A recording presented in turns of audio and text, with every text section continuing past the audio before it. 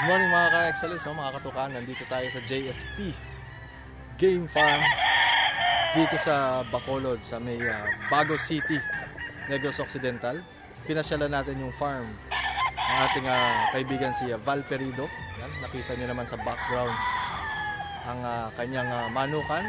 Nasa may paanan ng Mount Canlaon. So sisilipin natin yung kanyang mga yellow-legged hatches. Okay, na mga tinatago-tago dito. Okay, samahan nyo kami mga katukan at mga ka-excellence.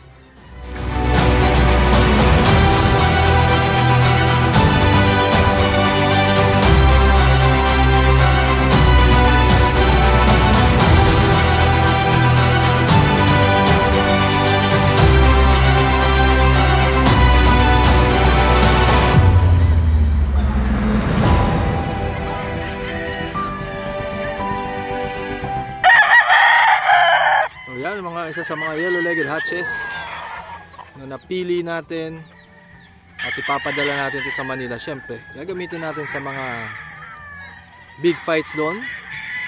At hindi nyo na itatanong, yung mga yellow-legged hatches po pwedeng ilaban kahit na straight bloodline, kahit walang halo. Of course, siyempre mas maganda kung i-blend natin sila sa mga ibang bloodlines gaya ng mga clarets. Siyempre pwedeng pang-outcross sa mga sweaters, pang-infuse sa mga sweaters. Magagaling din, no? Nagninik din to sa mga roundheads. Yan, mga heavy hitters, game bloodline na mga yellow-legged hatches. So may lumalabas nito mga dark, may lumalabas sa mga light. Usually may mga streamers at meron din naglalabas sa mga dirty feet. So pero mostly mga yellow-legged ito mga to. Heavy bone, medium high station, early maturing birds. So itong nakikita nyo ano ito, national banded na stag. So mid-January born yung mga stags na ganito klase. Wow.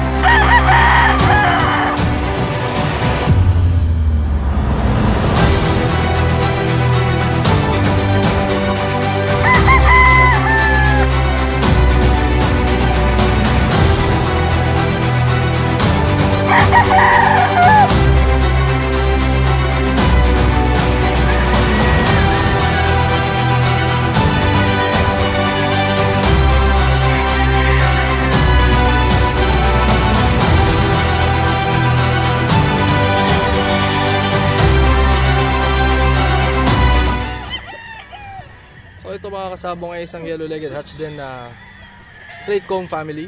Ayan. May mga lumalabas na straight comb. Pero ang mga fighting style nito mga heavy hitters, multiple shapplers at siyempre may break din to mga high flyers, no?